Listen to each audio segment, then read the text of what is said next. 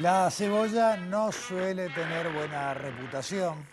Su olor característico, su sabor fuerte, eventuales alergias y por supuesto las lágrimas que nos caen al cortarlas en la cocina contribuyen a esta reputación dudosa. Sin embargo, la cebolla es un vegetal ampliamente utilizado en la cocina de muchas culturas alrededor del mundo. Se cultiva desde hace tanto tiempo que no se sabe a ciencia cierta cuál es su región de origen, aunque podría venir del Asia Occidental, entre Irán y Pakistán. Uruguay también planta y cosecha cebollas y es autosuficiente. Numerosas familias de productores se vienen dedicando a ella por varias generaciones. Entonces, ¿qué espacio hay para la ciencia en la producción de cebollas? Muchísimo. Hay grandes posibilidades para agregar valor a la cebolla a través de la investigación, la innovación y el desarrollo, y de eso vamos a hablar hoy. Además, vamos a conocer al Instituto Uruguayo de Meteorología, el INUMET, por dentro, y les vamos a contar las investigaciones científicas en el CUDIM, Centro Uruguayo de Imagenología Molecular, porque pueden ayudar a la detección temprana del Alzheimer. Todo eso, pero antes, nuestro habitual salpicón de noticias científicas.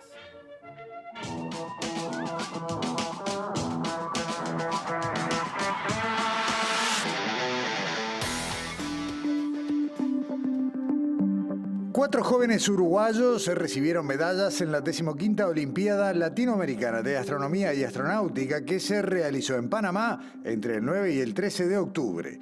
La delegación estuvo integrada por Gastón Díaz, Francesco Locatelli, Virginia Cota y Julieta Urtiaga, y en total ganaron 2 medallas de plata, una de bronce y una mención honorífica. También la delegación trajo el premio a la mejor prueba observacional. La Olimpiada Latinoamericana de Astronomía y Astronáutica se creó en Montevideo en 2008 y tuvo su primera edición en Brasil 2009 con motivo de celebrarse el Año Internacional de la Astronomía. Desde entonces se realiza cada año en diferentes países latinoamericanos, reuniendo a los estudiantes seleccionados por cada país. En su edición número 15 participaron jóvenes representantes de 14 países de la región. Investigadores del Instituto Pasteur de Montevideo y de la Facultad de Medicina de la Universidad de la República lograron un avance significativo en la comprensión de la genética de los tripanosomas, que es una familia de parásitos que causan enfermedades como el Chagas, por ejemplo. El hallazgo de los científicos permite conocer más sobre cómo se estructura y cómo funciona el genoma de estos parásitos, y en el futuro puede ayudar a identificar fármacos destinados a bloquear funciones que les permiten sobrevivir o infectar. La investigación fue publicada en la revista Nature Microbiology, que es una publicación de gran prestigio internacional. En este caso, el trabajo fue realizado exclusivamente por investigadores uruguayos y uruguayas. Fue coordinado por Carlos Robelo, responsable de la Unidad de Biología Molecular del Instituto Pasteur de Montevideo y docente de Facultad de Medicina de la Universidad de la República. Se enmarcó en la tesis doctoral de Florencia Díaz Viraqué del Pasteur de Montevideo. El equipo se completa con las investigadoras Gabriela Livich y María Laura Chiribao. 4, 3, 2, 1, engine ignition. And lift off.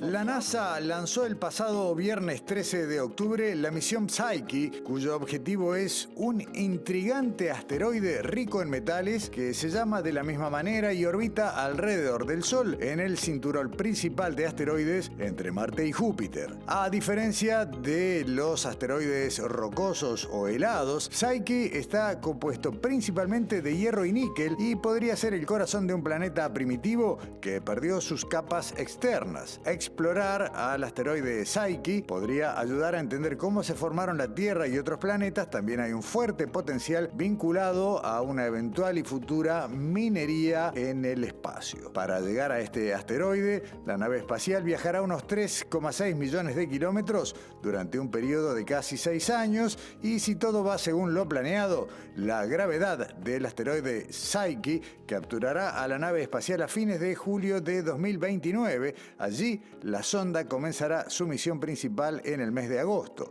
pasará unos 2 años orbitando al asteroide para tomar fotografías, mapear la superficie y recopilar datos para determinar su composición. El miércoles 25 de octubre se llevará a cabo un nuevo coloquio de física titulado En lo profundo de los núcleos y estará a cargo de la doctora Marcela Peláez del Instituto de Física de Facultad de Ingeniería de la Universidad de la República. La presentación explicará todo lo que se sabe y formulará todas las preguntas aún sin responder sobre los quarks y gluones, las partículas que forman a los protones y neutrones, los que a su vez se encuentran dentro de los núcleos atómicos.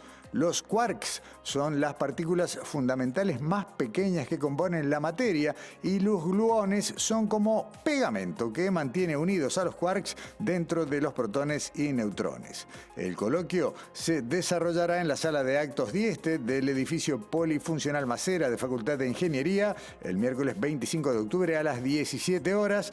Es de acceso libre y también puede seguirse en el canal de YouTube de Facultad de Ingeniería.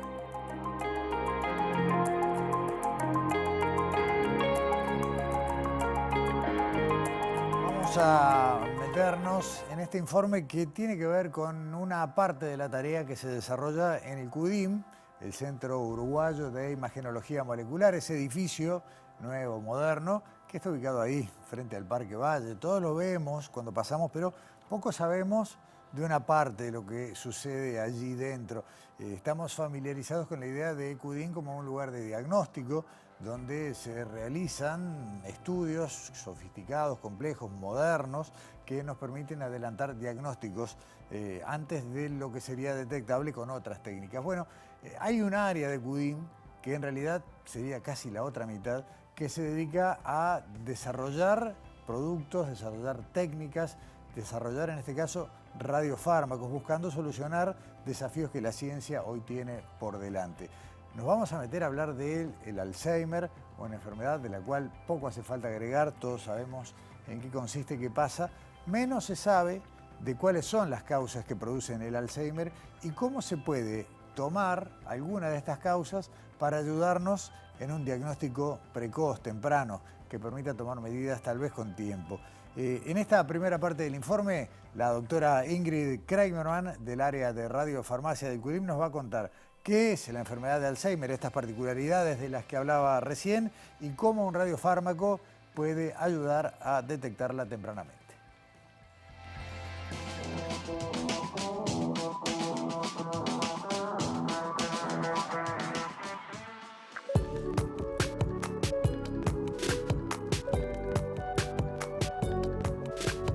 El Alzheimer es una enfermedad que se caracteriza por el deterioro progresivo de las funciones mentales. Es una enfermedad que presenta gran incidencia en las personas de avanzada edad, en donde uno de los síntomas más comunes que se observa, por ejemplo, es la pérdida de memoria.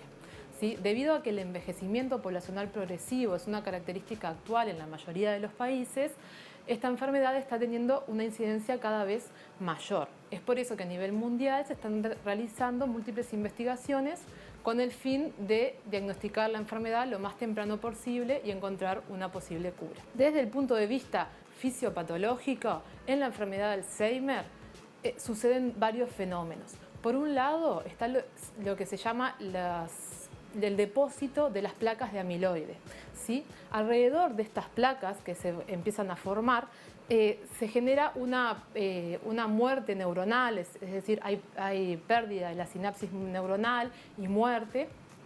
Y lo que se ha visto en las investigaciones más recientes es que a raíz de esto, los astrocitos, ¿sí? Que son células del sistema nervioso central, es decir, células que están en el cerebro, responden a este daño neuronal mediante un proceso de reactividad astrocitaria. ¿Qué quiere decir esto? Que los astrocitos se vuelven reactivos, proliferan, es decir, aumenta el número de astrocitos con el objetivo de reparar ese daño. Pero el tema es que lo que sucede es que esta hiperreactividad de los astrocitos termina al fin y al cabo generando más daño neuronal. Las placas de amiloide se acumulan debido a que en el Alzheimer se rompen unas proteínas que se forman los péptidos, que le llamamos beta-amiloide, y se acumulan alrededor de las células, por fuera. Y eso es lo que genera como aglomerados, que es lo que causa el problema en las neuronas. En el CUDIM, que tenemos los radiofármacos, lo que hacemos es trabajamos con el concepto de un enfoque de multitrazador. ¿Qué significa esto? Que tratamos de desarrollar diversos radiofármacos con los cuales podamos detectar los distintos fenómenos que suceden en la enfermedad de Alzheimer y así poder tener con los distintos radiofármacos información que sea útil y complementaria a la vez, para poder tener un diagnóstico más certero y temprano de la patología. Porque esto que yo te comentaba de los depósitos de amiloide y la hiperactividad de los astrocitos es algo que sucede en etapas tempranas de la enfermedad, incluso mucho antes de que aparezcan los síntomas. Al día de hoy, la mayoría de lo que hablamos de fármacos para el Alzheimer se basan más bien en tratar los síntomas. Si bien se ha avanzado bastante a nivel científico y se han encontrado, ahora está trabajando por ejemplo con anticuerpos monoclonales, que se han encontrado algunos que son capaces de detener un poco la progresión de la enfermedad, deteniendo por ejemplo la formación de las placas de amiloide. Pero estamos hablando de fármacos que están, la mayoría en etapa clínica y que al día de hoy obviamente son a costos muy elevados.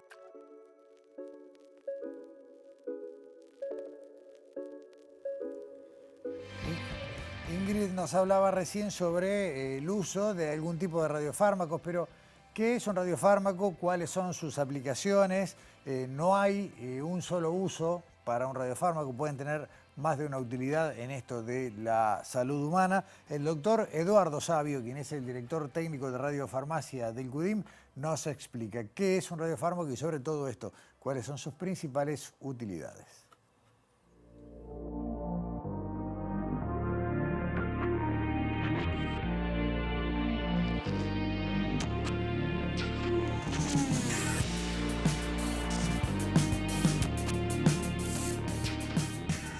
Los radiofármacos son preparados radioactivos con una calidad tal que se pueden administrar o bien a pacientes o bien a animales de experimentación si la finalidad es una investigación.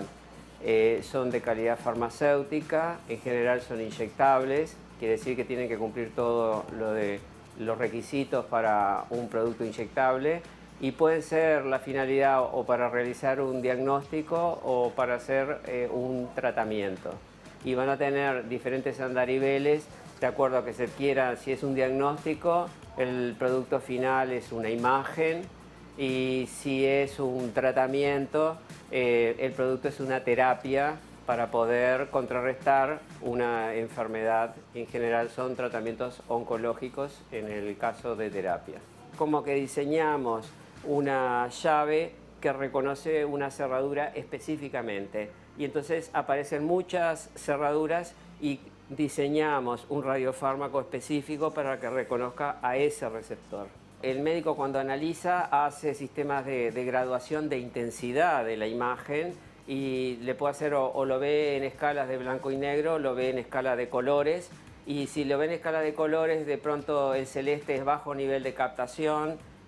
Luego pasa por un gradiente de colores hasta llegar al rojo, que es un nivel alto de captación, y de acuerdo a los niveles hace una cuantificación de la cantidad de actividad por área. Entonces hace un mapeo de todo el cuerpo y eso permite, es algo muy importante porque permite determinar si hay enfermedad presente, si la enfermedad está localizada, si está diseminada, si cuando se hace una intervención, una cirugía, un tratamiento con quimio, una radioterapia, la respuesta fue parcial, total, si hay remisión, que quiere decir cuando la enfermedad desaparece en forma parcial, o si hay una remisión total, que la enfermedad desaparece.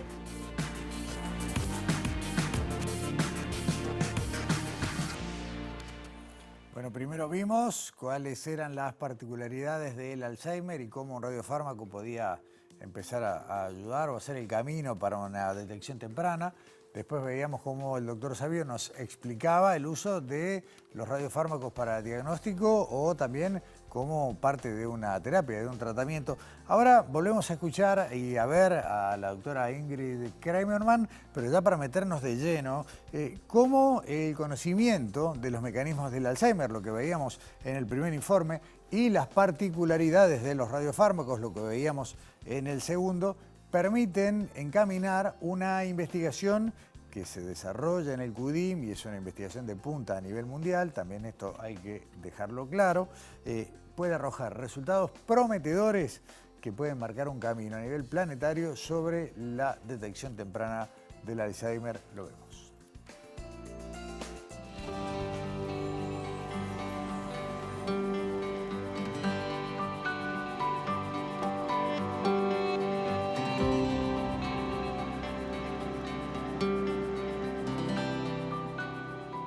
Nosotros en particular en este proyecto estamos trabajando con un compuesto que es la sulforrodamina, que es un compuesto que sabemos que ingresa a los astrocitos, ¿sí? Entonces nosotros nos estamos basando en detectar la patología por el lado de los astrocitos. Lo que nosotros pensamos fue, si tenemos un compuesto que es capaz de ingresar a los astrocitos, es decir, va a marcarlos, y nosotros le adicionamos un átomo radiactivo, lo estaríamos convirtiendo en un radiofármaco. Entonces, de esta manera, al inyectarlo al paciente, después, a través de los tomógrafos PET, a través de las radiaciones que éste emitiría, podríamos estar detectando el proceso de astrocitosis y así poder determinar si este proceso hay Alzheimer o no en complemento con otros radiofármacos. Hoy en día estamos, por un lado, estudiando más a fondo cómo se comporta el compuesto en las distintas células del sistema nervioso, es decir, en las distintas células que hay en el cerebro, porque nos interesa que estemos marcando específicamente los astrocitos. Entonces, para eso estamos trabajando, por ejemplo, con cultivos celulares de otras células, como pueden ser oligodendrocitos, microglías, las neuronas, para asegurarnos de que vaya específicamente a los astrocitos. Eso por un lado. Y por otro, estamos realizando ensayos biológicos para poder asegurarnos de que la evidencia biológica es la que nosotros nos estamos planteando. Entonces, ahora en estos meses estamos culminando esos estudios y la idea es, una vez que tengamos las conclusiones y que veamos que los resultados son definitivamente alentadores y que este compuesto podría tener una posible aplicación para lo que nosotros deseamos, la idea es redactar un protocolo para un ensayo clínico exploratorio en humanos, que ese protocolo sea evaluado por el Comité de Ética del Centro, para después poder hacer ese ensayo que implicaría realizar un ensayo en pacientes con enfermedad de Alzheimer y en voluntarios sanos, para ver cómo se comporta definitivamente el compuesto con el que estamos trabajando.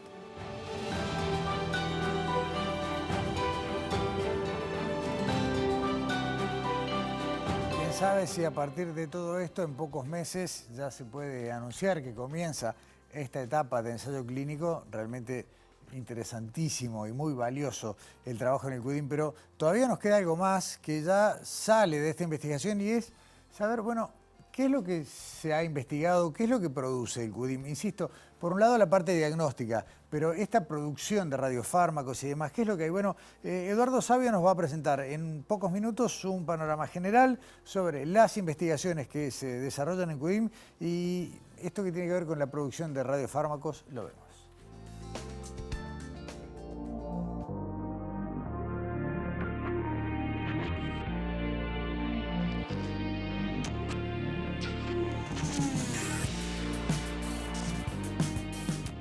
En CUDIM hemos desarrollado más de 30 radiofármacos, de los cuales hay 4 o 5 de terapia y del orden de 25 de diagnóstico, marcados con diferentes radiotrazadores. De manera rutinaria, nuestro cuerpo clínico utiliza unos 7 de diagnóstico y los 4 de tratamientos, entonces se mueve con un tercio del espectro. Quiere decir que todavía tenemos bastante trabajo por desarrollar para que se haga un uso completo de todo el menú de agentes que es posible poder usar. Y eso quiere decir que hay muchas posibilidades y caminos todavía por recorrer. Hicieron hace poquitos meses un relevamiento de todas las líneas de investigación en curso y se relevaron que tenemos 33 líneas de investigación, de las cuales 23 son del área preclínica y 10 del área clínica. Brutal, ¿no? A pesar de todo, hacemos mucha ciencia en Uruguay y está bueno verlo. Pausa, a la vuelta nos metemos adentro del Instituto Uruguayo de Meteorología.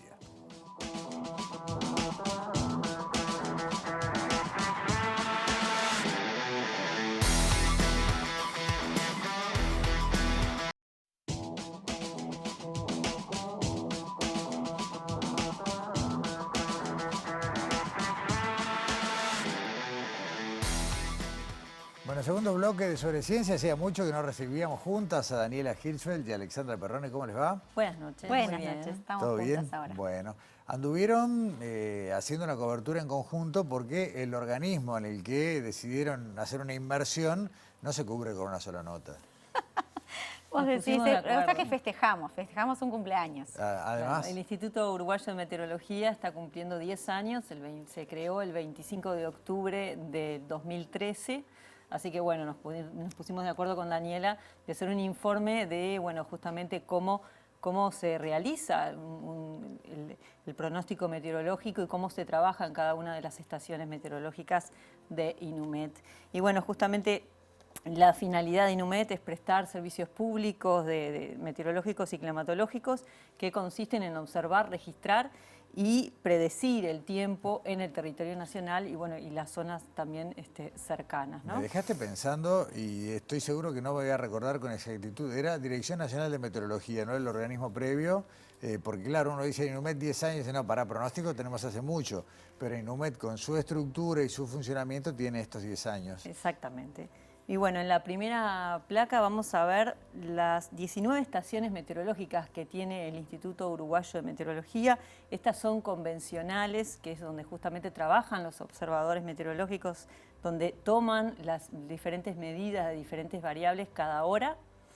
Y bueno, y también O sea, al tenemos... ser convencionales necesitan una persona que una vez por hora tome los datos. Exactamente, Bien. y para poder de alguna manera complementar con aquellos rincones del Uruguay donde no se pueda tener una persona todos los días y cada hora dar el reporte de lo que miden los instrumentos, existen también 25 estaciones meteorológicas automáticas, que la vemos en la placa número 2, y bueno, justamente lo que hacen, una de ellas está en la Antártida.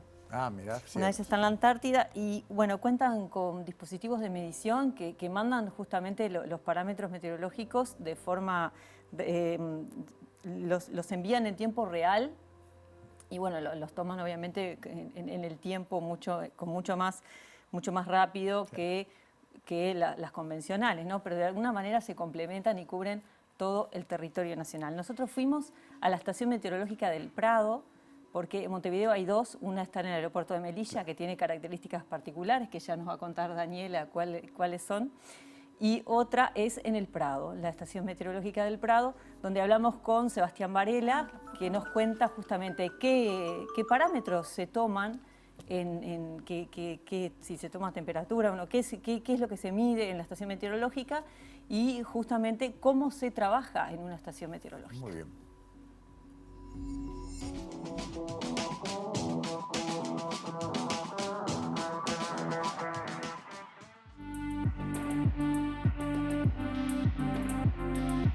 En la estación convencional de Prado tenemos los instrumentos para medir la precipitación, que son dos pluviómetros, uno que se llama R3, que mide la precipitación diaria cada 24 horas, y tenemos el pluviómetro sinóptico, que mide la precipitación cada 6 horas. Dentro del abrigo meteorológico están los termómetros de máxima y de mínima, que miden las temperaturas extremas. Tenemos un termohidrógrafo que mide y registra la temperatura y la humedad. También tenemos un termómetro de bulbo húmedo y de bulbo seco, que miden la temperatura del aire, y con la temperatura del bulbo húmedo se calcula la temperatura del punto de rocío y la humedad relativa.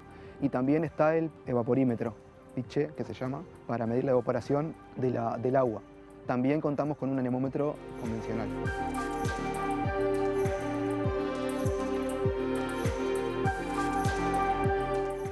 Otro de los instrumentos convencionales que tenemos acá en la estación de Prado es el barómetro para medir la presión atmosférica y el barógrafo que mide y registra la presión atmosférica. El trabajo de observador consiste en salir de la oficina hacia el parque meteorológico, observar todo el entorno, tanto la nubosidad, la visibilidad, si hay fenómenos significativos de tiempo presente, ya sea precipitación, qué tipo de precipitación hay. La estación automática está constantemente recabando datos y los procesa y los envía cada 10 minutos.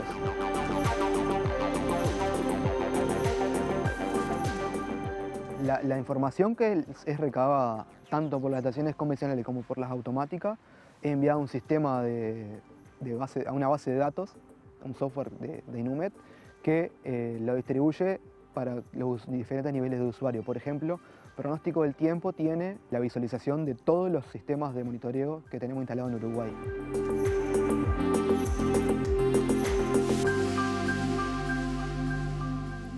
Claramente, Alexandra, esta es una estación manual, digamos, de las tradicionales, ¿no? Es de las automáticas. Bueno, justamente la estación meteorológica del Prado, además de tener los instrumentos convencionales, tiene una estación automática. Bien, o sea, que es nos va a dual. mostrar ahora en la segunda Bien, parte bien, del bien, informe. bien.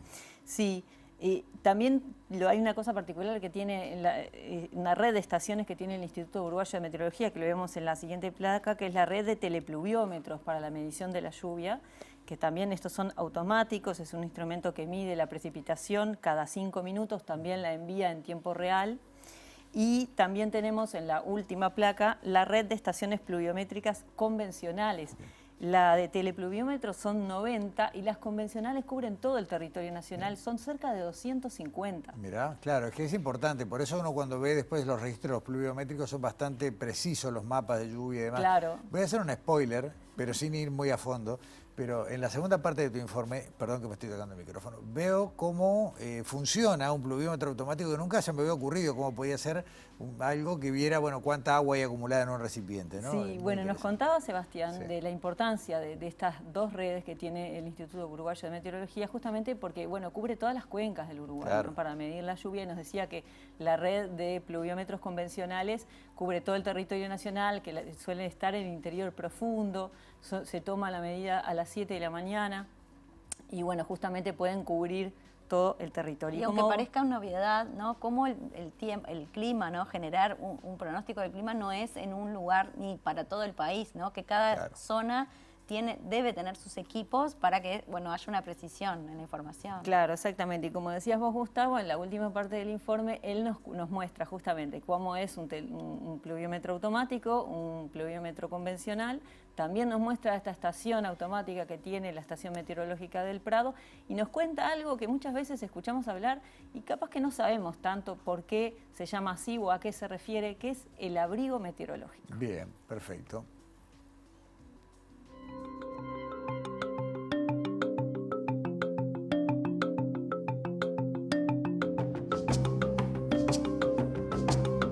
Este es el abrigo meteorológico, que es el que tiene dentro de los instrumentos convencionales.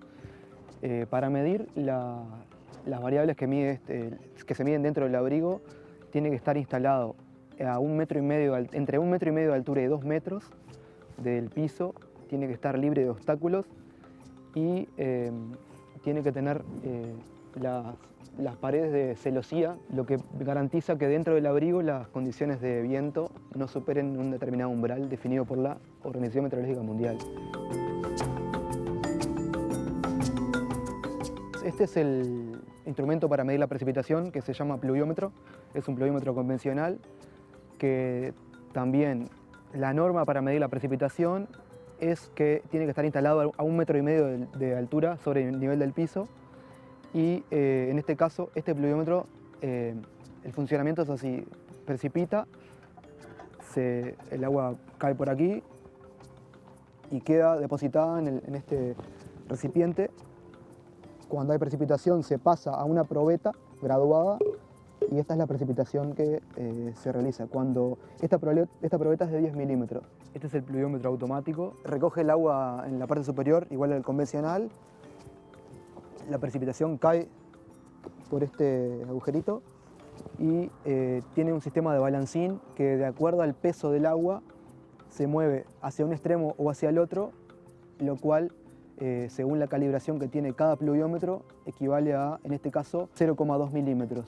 Esta es la estación meteorológica automática de Prado, que mide las variables temperatura del aire, temperatura del punto de rocío, humedad relativa, intensidad y dirección del viento, presión atmosférica, precipitación y duración de horas de sol. Este es el termómetro que mide temperatura y humedad. Este es el sensor de duración de horas de sol que mide las horas de sol que superan una radiación total global mayor a 120 watts por metro cuadrado. El anemómetro, que está arriba de todo, se encuentra a 10 metros por norma. Es un anemómetro sónico que mide la intensidad y la dirección del viento. Los instrumentos meteorológicos requieren un mantenimiento periódico que incluye la limpieza y el cambio de bandas en algunos tipos de instrumentos, por ejemplo los registradores, y también se les hace un mantenimiento de calidad del dato, lo cual implica que se contrastan contra un patrón de calibración que le permite asegurar la calidad del dato que está midiendo. Ingenioso, ¿no? El balancín del pluviómetro automático, me gusta. Bueno, ahí tenemos un panorama de cómo se trabaja en una estación meteorológica del Instituto Uruguayo de Meteorología. Que estuvo abierta para el Día del Patrimonio, además la estación del Prado, como para poder conocer un poquito más, aunque no con este detalle, obviamente. Porque son lugares interesantes, claro, ¿no? Son lugares donde se ven muchos fenómenos de la ciencia y, bueno, la puesta a punto. ¿Y vos estuviste en una estación particular? No, yo lo que hice fue tomar todos los datos de Alexandra, como toman los de quienes trabajan en el mismo, y armé el pronóstico. En realidad el informe nuestro, mío en particular, se complementa con el de Alex, porque lo que hicimos fue, bueno, ella contó cómo son estas más de 40 estaciones que hay en todo el país, con sus equipos como los pluviómetros, más de 250, qué pasa con esos datos y quiénes los usan y para qué. Eso es lo que va a tratar el informe. Nosotros vamos a hablar ahora de cómo se construye justamente el pronóstico del tiempo, que tiene todos estos datos que Alexandra ya adelantó, que tienen, bueno, tecnologías que nos va a contar, no lo quiero adelantar para que los cuente Natalie Bentancor, que es jefa del servicio de pronóstico, que bueno, que nos contó justamente cómo se construye este pronóstico y nos habló de las ciencias y las tecnologías detrás de este dato que tanto esperamos día a día.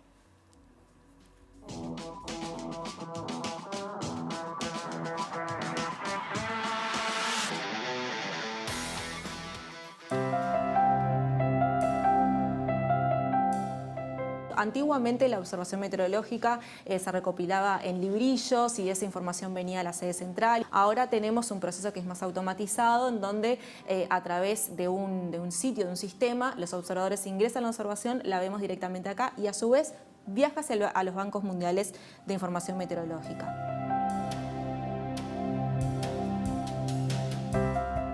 La base inicial para todo pronóstico es las observaciones meteorológicas, o sea, los datos que vienen de las estaciones. Esa es la información primaria para nosotros elaborar los pronósticos, para hacer también la vigilancia de la atmósfera. A partir de ahí, de esos datos, es que bueno, comenzamos con todo el proceso de la predicción y también incorporamos en el proceso de la predicción bueno, las imágenes de satélite, las imágenes de radar y las descargas atmosféricas. El modelado numérico lleva tiene otra pata más, que es toda la parte de las ecuaciones y de los cálculos que hay que hacer con supercomputadoras para poder simular, porque es una simulación de lo que se hace, de lo que podría llegar a pasar del tiempo cero hasta 72 horas, que es, digamos, el plazo de predicción más eficiente, más efectivo, y luego de las posibles tendencias que aquí particularmente en esta oficina hacemos hasta 24 horas, pero que también tenemos otra oficina de pronóstico que está ubicada en el aeropuerto, que está específicamente enfocada en lo que es la aviación internacional y la aviación nacional, en donde ahí también se hace pronósticos, pero son más cortos, o sea, son a 24 horas y también se hace la vigilancia meteorológica del espacio aéreo uruguayo. Si bien Uruguay no tiene un radar meteorológico propio, en la región hay alguno, entonces por la ubicación podemos llegar a generar un sistema de mosaico en donde No cubre todo Uruguay, pero tenemos algunas zonas en donde algunas tormentas, las que son más fuertes, las podemos captar. Esto que ven acá son imágenes satelitales de satélite GOES 16. Esta de aquí, lo que podemos ver son las temperaturas de los topes nubosos. Acá podemos identificar cuando hay alguna estructura que puede llegar a generar alguna tormenta, alguna niebla o simplemente nubosidad. Esta es la que nos ayuda a identificar posibles zonas de cuando ingresa aire frío o también cuando tenemos nubosidad un poco más alta. También acá en la zona de la cordillera que nevó, esto significa que hay nieve en la cordillera. Entonces es información que nos sirve para hacer la vigilancia meteorológica. En esta imagen de acá ya pasamos al sistema de radar. Los radares lo que sirven es para ver la estructura de la tormenta en la vertical. Entonces, este particularmente es el que está ubicado en Ezeiza y que nos cubre una parte de la zona suroeste y que cuando tenemos situaciones de tormentas podemos identificar la estructura de acuerdo a los colores que hay ahí en el panel y bueno, ver si la tormenta puede llegar a adquirir alguna condición de severidad o si contiene granizo o si contiene mucha lluvia. Esta imagen que está aquí es una composición de radares, es un mosaico. De todos los radares que hay en la región, teniendo en cuenta que Uruguay no tiene, lo que hace este sitio es componer lo que hay tanto en Brasil como en Argentina. Entonces nos da un panorama de cómo viene la evolución, principalmente lo usamos cuando hay situaciones de tormenta, este tipo de información.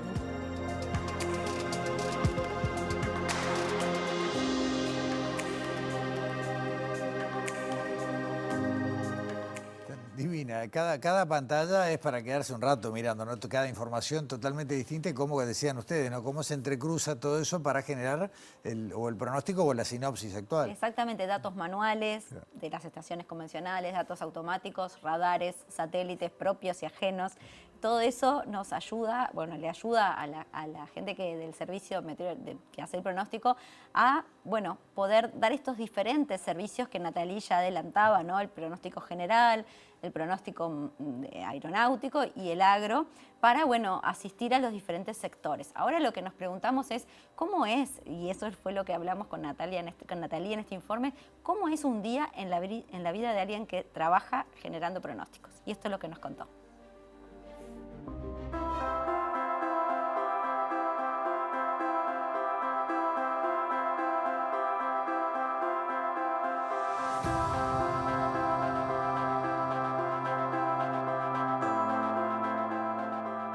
Tanto en el área de pronóstico en la sede central como en el aeropuerto de Carrasco son oficinas que están operativas las 24 horas, los 365 días del año. Siempre hay un pronosticador de turno como mínimo, tanto aquí en la sede central como en la oficina del aeropuerto. Cada pronosticador, cuando llega su turno, tiene ya estipulado procedimientos de trabajo en qué se tiene que basar para comenzar el proceso del análisis, los tipos de productos que tienen que hacer y eso todo está estipulado y protocolizado. Así como también tenemos protocolizado la emisión de las alertas meteorológicas y los avisos tanto a la población como al Sistema Nacional de Emergencias. Hay una rutina de trabajo en donde está protocolizada, donde el pronosticador llega a su guardia. Lo primero que se hace es, bueno, ve cómo están las condiciones, analiza los datos de las estaciones, ve las imágenes de satélite, hace una comparación con las salidas de los modelos numéricos de predicción y ahí es como la base para, bueno, de acá inicio mi proceso de elaboración del pronóstico. Un día normal, sin alerta y sin ningún fenómeno meteorológico, la vigilancia siempre está, porque en esta ciencia siempre tenés que estar atento porque quizá no haya una situación meteorológica que tenga una afectación directa a la población, por ejemplo una niebla o una tormenta, pero podés tener otro tipo de fenómenos meteorológicos que, como te decía, también hacemos pronósticos para la navegación aérea. Entonces quizá un día de cielo claro, está precioso, hay buena temperatura, pero tenemos un fenómeno de turbulencia y eso amerita la emisión de un aviso especial.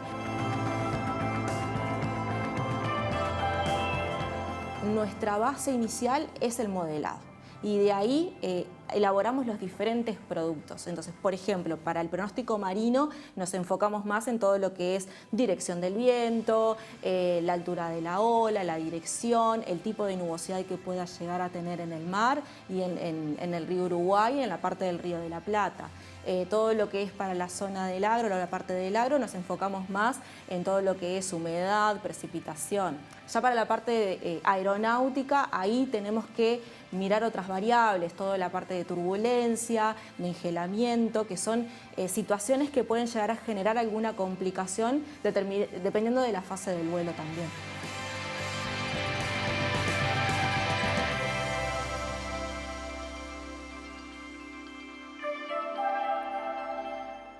Recordar, Daniela, que Natalie estuvo a principio de año en Sobre Ciencia, cuando la sequía era la noticia por excelencia de la cual nos habla, y fue muy precisa la información, ¿no? Lamentablemente nos confirmó que todavía venían por delante unas cuantas semanas o meses de déficit de precipitaciones que después iba a tender a normalizarse hacia un exceso, y lamentablemente no me olvidó que está pronosticado un verano con más agua de lo normal. Sí, exacto. Ojalá que ahí fallen.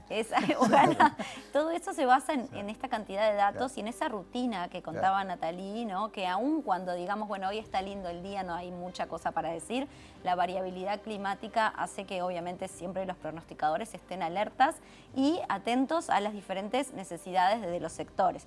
Y ya sabemos, ¿no? Pronosticar el tiempo es un trabajo ingrato. Siempre decimos que no esperamos una cosa y pasa otra, o eso es lo que parece, pero la realidad es que si se analizan los datos, obviamente hay ciencia y tecnología detrás de este trabajo. Sin ninguna duda. Alexandra, Daniela, muchas gracias. Hasta la semana que viene. Hasta la semana que viene. Pausa en Sobre Ciencia. A la vuelta llega el momento cebolla de este programa.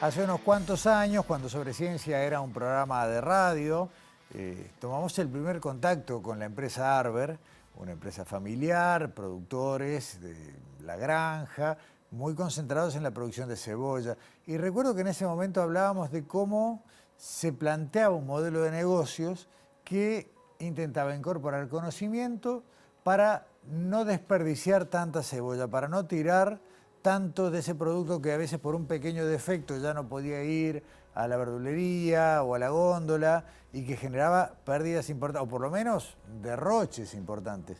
Bueno, yo estoy sorprendido de cómo pasamos de aquella charla a lo que vamos a tener ahora. Ángela Bernardo y Patrick Arbelo, muchas gracias por acompañarnos en Sobre Ciencia. Ambos son integrantes y fundadores, bueno, propietarios, las familias de la empresa Arber de San Jacinto, ¿no? De San Jacinto de Leones. Sí, correcto, sí, San Jacinto. ¿Cuánta cebolla se tiraba o capaz todavía se tira por no dar con una estética o por tener pequeños defectos?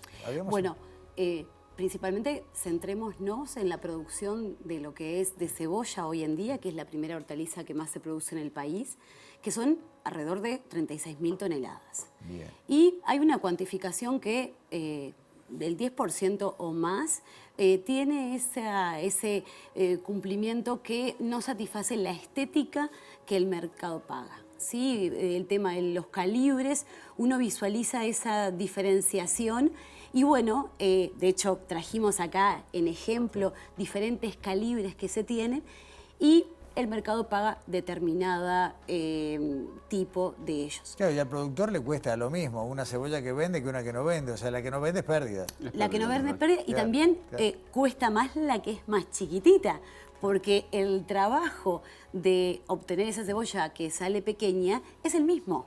El tema que la naturaleza no le dio para que tuviera ese calibre adecuado. Antes de aplicar la ciencia, Patrick, vos que venís de varias... ¿Cuántas generaciones llevan ustedes La en esto? tercera generación. Tercera Sí, generación. en la plantación de la cebolla y otros cultivos. Y bueno, sí, desde mis abuelos que empezaron a plantar la cebolla en la época de que la fábrica que hoy está cerrada, que está en Miguel Montes, que es era una azucarera de... Rausa, ¿no? Sí, exacto. Entonces como vieron que allí ya no funcionaba más, empezaron con la cebolla y bueno, y hasta ahora continuamos con ese legado.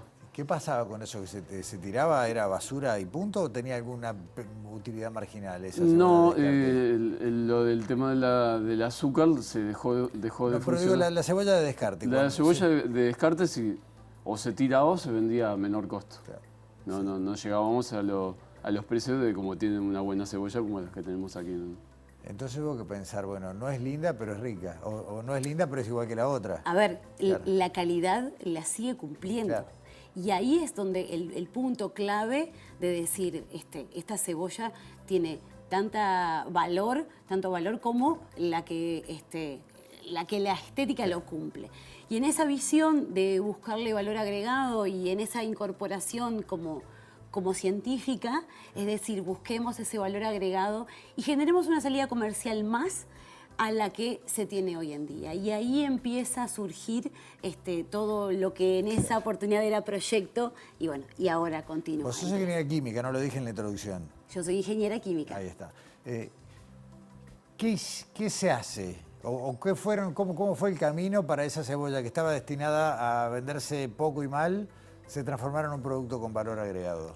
Bueno, primeramente la parte, porque aquí se combinan dos puntos, lo emotivo, lo científico y también que sea un negocio. Claro. Y ahí el punto clave fue ver cómo en los galpones se terminaba perdiendo esa producción que tenía su valor tanto monetario como también de trabajo, Claro. ¿no? Y te agrego, y el nutricional también. Sin duda, Claro. sin duda.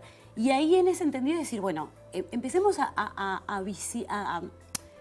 pensar en qué es lo que podemos darle valor con todo esto.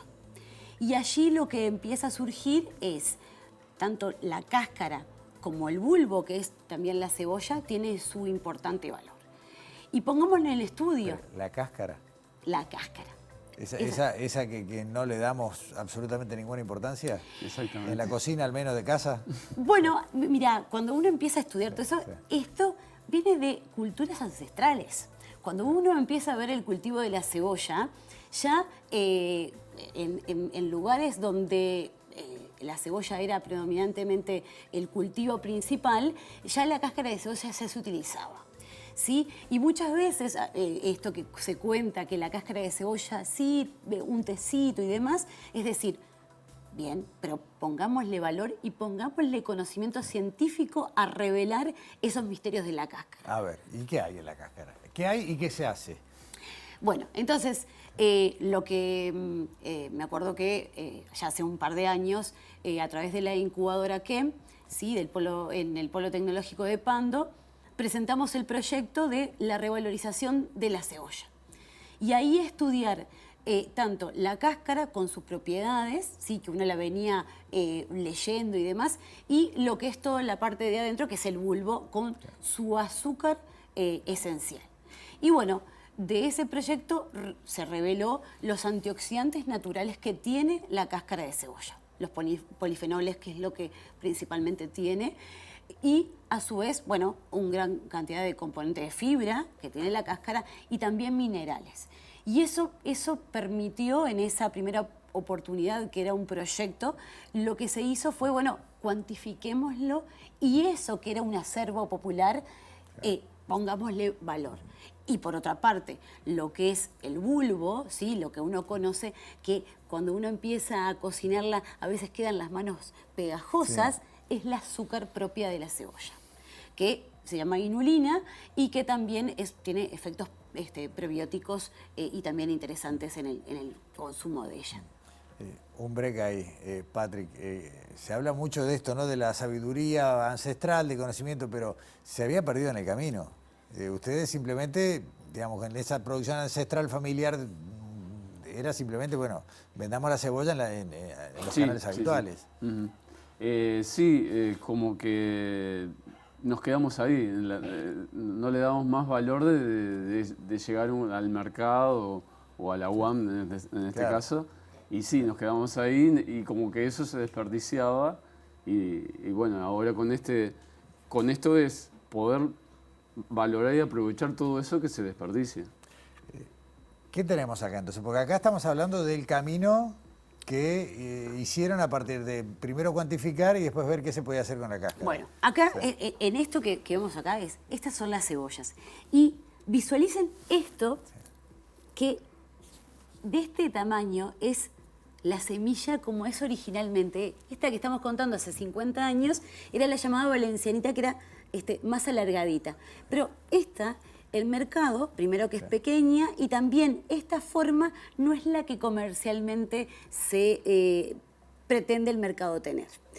Y a su vez, estas también son bastante grandes, ¿no? Que a veces uno no compra de este tamaño. Entonces, estos son como los dos calibres extremos que se pagan casi al costo, ¿sí?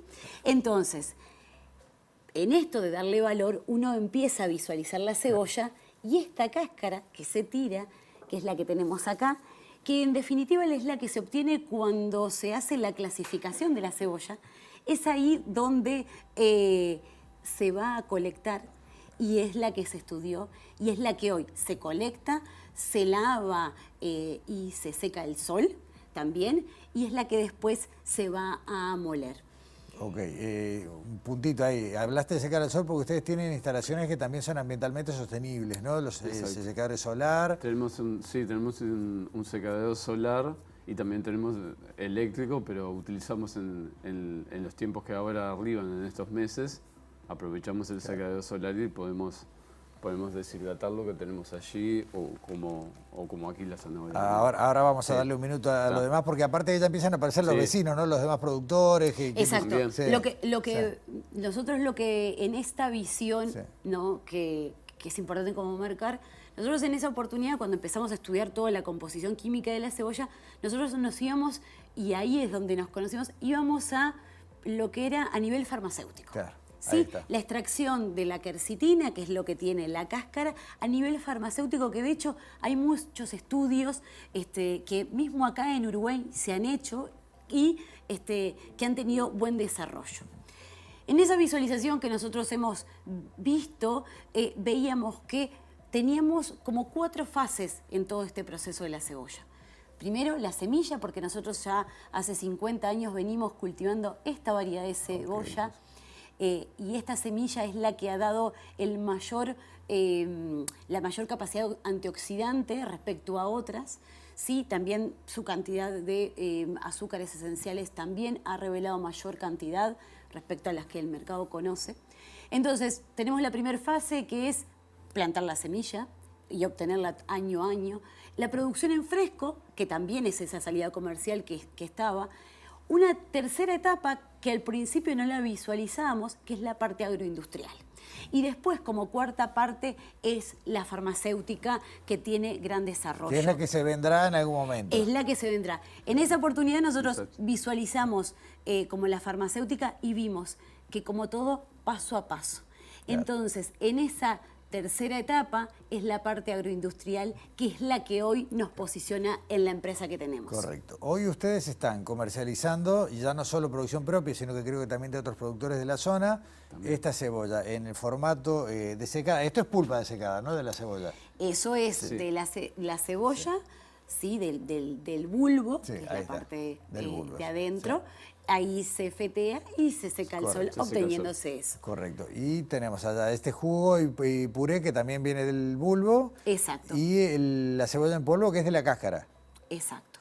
Y lo que tenemos es, en una placa que se puede visualizar todo lo que son los ramales de la cebolla. Sí. ¿Sí? Ahí, si la tenemos por ahí, le pedimos al señor director una placa donde hay una cantidad muy grande de utilización. Ahí la estamos viendo en este momento en pantalla. Bien, entonces, en esa placa uno puede visualizar todos los ramales que tiene la cebolla. Entonces, en esto de las cosas sencillas de la cebolla, todo lo que podemos aprovechar y toda la riqueza que tiene. Entonces, ahí vemos que la cáscara tiene estas propiedades de fibra, antioxidantes y fuente de minerales, pero también es utilizada como colorante natural. Claro. Por otra parte, ese polvo de cáscara de cebolla también va a ser incorporado en lo que desarrollamos el puré de cebolla, que es un concentrado, que a su vez se le adiciona esta cáscara y es lo que hoy tenemos una patente ya en trámite de este producto. ¿Sí? Esta combinación ¿Para qué se usaría? Es para la industria gastronómica, o sea, cualquiera puede hacer un preparado a nivel gastronómico, que de hecho hemos confeccionado diferentes recetas donde uno utiliza ese puré de concentrado de cebolla y la cáscara adicionada entonces tiene lo que son las propiedades de los azúcares esenciales, que está concentrado allí en este puré, y a su vez se le incorpora lo que son los antioxidantes, la fibra alimentaria y los minerales. Todo eso en ese producto. En 30 segundos que nos quedan, porque se nos ha recontravolado el tiempo, no quiero dejar de hablar de lo que fue la ramificación, ya no de la cebolla, sino de los demás productos, porque ya tenemos desecados de, a ver, ¿nos cuentan? De zanahoria tenemos acá, deshidratado de zanahoria, tenemos también deshidratado de remolacha y tenemos deshidratado de... ¿Puedo cortar esa parte? Sí, no, está bien, deshidratado de... y en este caso tenemos harina de zanahoria a partir del deshidratado y tenemos harina de remolacha a partir del deshidratado también. El punto que es importante aquí es que nosotros, si bien nuestra madre es la cebolla, después incorporamos parte de nuestra producción, que es la zanahoria y la calabaza también, pero el punto es que nosotros también trabajamos con lo que son productores de la zona, ¿sí? En esta visualización del desarrollo de la economía local, ahí es lo que importa es que la empresa no solamente mira por la producción propia, sino ese desarrollo de economía local, y en esto de que estamos enradados también en la economía circular, porque tenemos un secadero solar y valorizamos lo que es la cáscara, que antes era una quema, claro, y ahora se incorpora en el producto. Ángela, Bernardo, Patrick, Arbelo, muchísimas gracias. Indudablemente que más adelante volveremos a hablar, porque me queda claro que hay todo un montón de caminos, ni hablamos prácticamente de lo farmacológico, que son todas otras líneas potenciales a futuro. Así que gracias por acompañarnos en Sobre Ciencia y por demostrar que la ciencia es productiva, que no es solamente un conocimiento, sino que también baja a lo más querido, que es la tierra, ¿no? Gracias a ti, muy bien. Sin duda, lo que la academia nos aportó y lo que nuestra riqueza del país tiene se refleja acá, y que es posible. Muchas gracias. Hasta pronto. Gracias. Les tengo que dar el regalo de Ística Objetos, que es una taza de Sobre Ciencia para cada uno de ustedes. Gracias por acompañarnos. Muchas gracias. Y bueno, cerramos el programa. Gracias a ustedes. Cerramos el programa de hoy. Ahora sí, nos hemos pasado unos minutitos, pero valía la pena. Nos vemos la semana que viene. Muchas gracias.